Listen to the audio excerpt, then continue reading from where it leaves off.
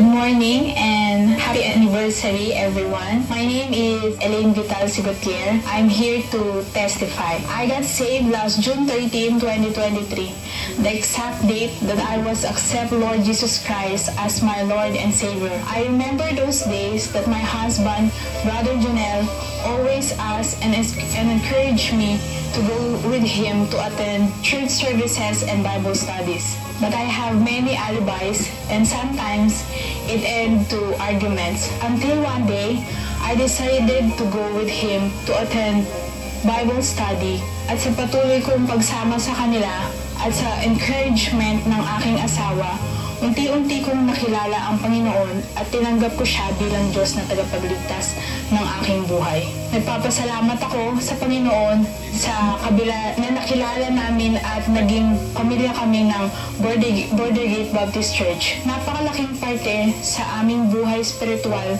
na patuloy kaming nag-grow sa aming pananampalataya. Ngunit wala akong personal na relasyon sa Panginoon. Wala akong personal na relasyon sa Panginoon. Madalas, hindi ko naiintindihan ang mga nangyayari at pagbabago sa aking buhay. Naku-question ko ang Panginoon, bakit ako at bakit sa akin nangyayari ang mga bagay na ito. Ngayon, mas malaki na ang pagbabago dahil nagkaroon na ako ng tamang relasyon sa Kanya. I will end it here in my life verse. Isaiah 41:10, Fear thou not, for I am with thee.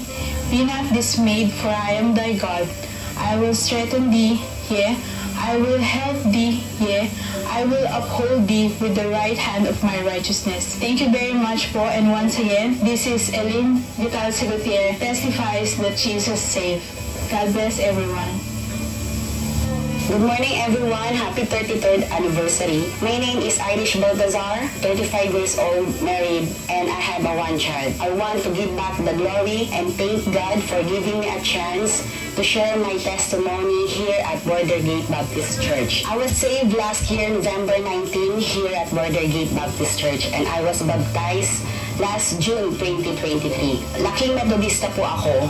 Ang aking pamilya po ay isang Metodista sa Tarlac. Dito po ako kinasal, dito din po bininyagan ng aking anak. Pero taon ang lumipas, maraming mga bagay ang mga nagbago sa akin, lalo na po spiritually. Dala ng marami na pong naiisip dahil sa isa na po akong pamilyado. And then one time, pinanganak ko po ang aking anak na si Bethel, November 2012. Pinanganak ko po siya and normal po ang lahat ng kanyang test.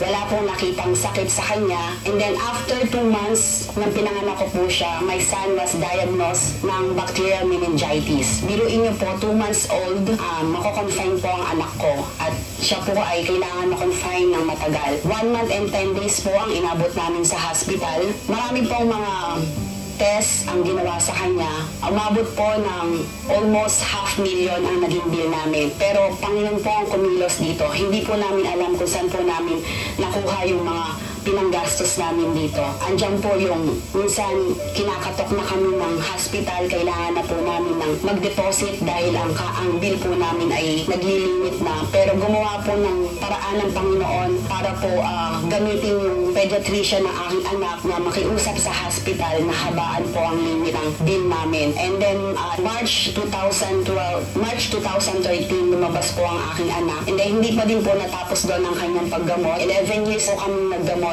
And last July 2024, nag-undergo po ng EEG ang aking anak. And then doon po namin na-receive ang good news.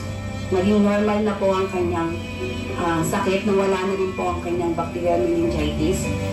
And sabi nga po ng doktor, habang buhay siyang umiinom ng gamot, finally graduate na po siya. And now, magta 12 years old na po, this coming November 19 ang aking anak. And next year po ay graduating na po siya. I'm so thankful despite of everything na maraming mga pinagdaanan, pero hindi pa rin po hinayaan ng Panginoon na patuloy akong lumayo sa Kanya. Dahil ginamit niya po yung pagpunta ko dito sa Macau para po mas ma-improve ko spiritually at mapatuloy ko yung dating ako. Thankful and despite of everything, napagpatuloy ko yung spiritually.